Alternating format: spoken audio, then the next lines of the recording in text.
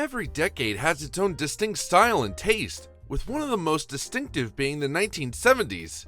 Remember the disco, the flashy trends, and more? It's easily recognizable for newer generations, but beyond the obvious, there were numerous subtle details that only those who grew up during the time would truly grasp. Let's go back in time to explore the everyday objects from the 1970s that today's children would find challenging to comprehend. Remember the days when you waited for the weekends just so you could have that special dose of cartoons early in the morning? And just when you thought the morning couldn't get any better, a bowl of sugary cereal finds its way to help you enjoy those moments to the fullest. The 1970s were all about finding the best surprise toy that used to come inside the cereal box. Kids would beg their parents to buy a specific brand of cereal, not caring about the taste, but the toy inside. It may have been a small figure or a silly game, but in that moment, it felt like finding a treasure when you dug down to the bottom of the box and pulled out the prize. This excitement made morning cereal more than just breakfast. In the 1970s, hitchhiking was a common practice and quite easy. It was typical to see people asking for a ride with their thumbs out on one side of the road.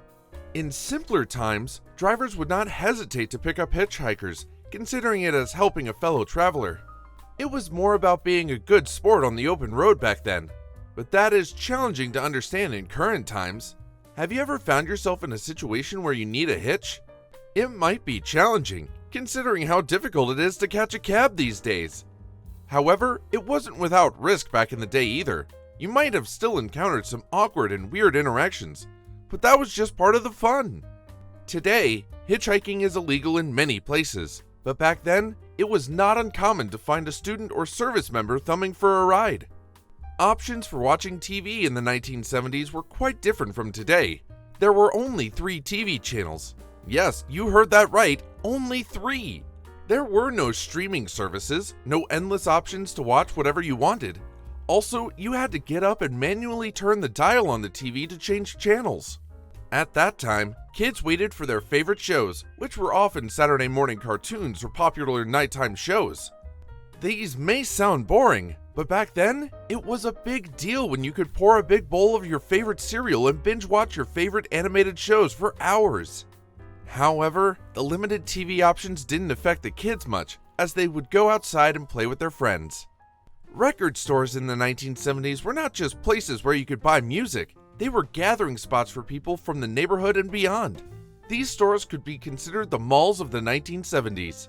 Young people would hang out with their friends, browsing and exploring through vinyl records, and even listening to specific albums that interest them before making a purchase.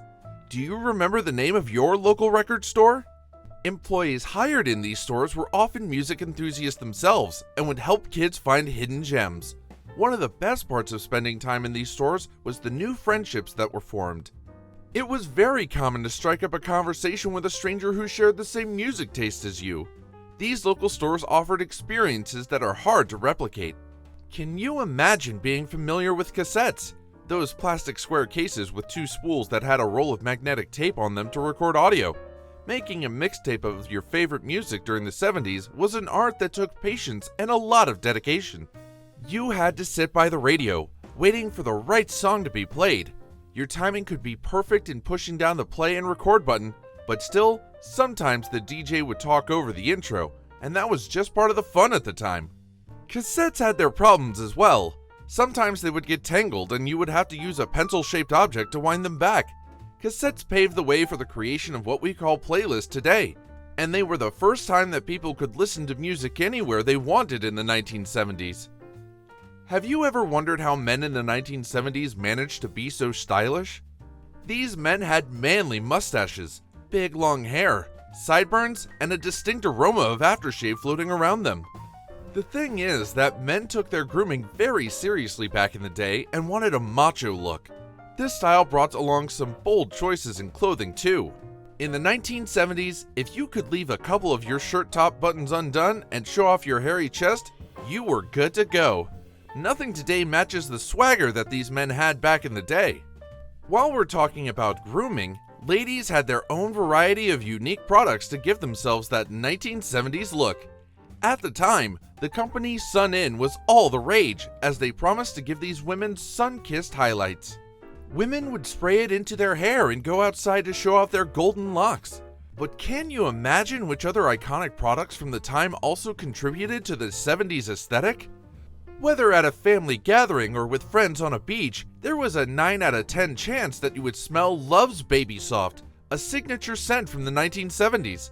It's a sweet fragrance with a defining smell that most girls at the time would wear. Having a Polaroid camera was absolutely essential in the 1970s. But can you imagine how these iconic cameras had a lasting impact on capturing moments? The idea of pressing the button and instantly getting a developed picture was satisfying, but you still had to be selective in what you wanted to photograph, as each roll of film could only contain a certain number of pictures. And then there was the habit of shaking the picture to make it develop faster, which was more like a myth. However, Polaroid cameras were quite heavy and bulky, making it difficult to carry them everywhere. To address this, photo booths were strategically placed at various locations where teenagers would mainly gather, often in arcade malls and parks. These photo booths helped people capture the memories of their day and take more fun pictures. If you were to step back in time and visit a kitchen in the 1970s, you would probably come across a fair share of mushroom-themed decor, plates, curtains, wallpapers, bed sheets, and more. All of these things were everywhere.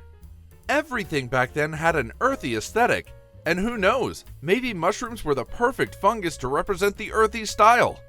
Every corner of every room that you saw would have hints of it. Kids in the 1970s had a craze for superheroes. If you go back in time, you will see that the majority of the kids had superhero underwear. Imagine yourself going out with your friends dressed like your favorite superheroes. The underwear served two purposes. One as casual underwear, and the other as part of a costume. Kids today will never be able to appreciate these superhero underwear in the same way that kids used to back in the day. Opening a can of soda or beer today may not be the same as it was in the 1970s. Back in the day, people used to pull the aluminum tabs all the way back. Most of these aluminum tabs were often thrown on the ground and became quite annoying. Did you ever experience the sharp pieces of metal cutting your foot when walking barefoot across the beach? It was all part of the charm of living in the 1970s.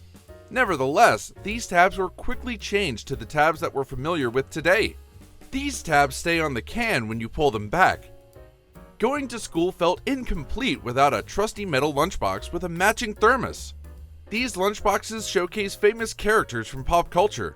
However, they had their fair share of rust, and any minor scratch would quickly turn into rust. Imagine yourself back in the day, remembering the smell of opening a metal lunchbox after a long, exhausting, hot day. Kids today will never fully understand what it was like to grow up in the 1970s. Do any of the things on this list take you on a trip down memory lane? Or have we forgotten something? Let us know in the comments below. If you enjoyed the video, make sure to give it a thumbs up and show your support by subscribing to our channel and turning on the bell notifications. This way, you will never miss another exciting video of ours.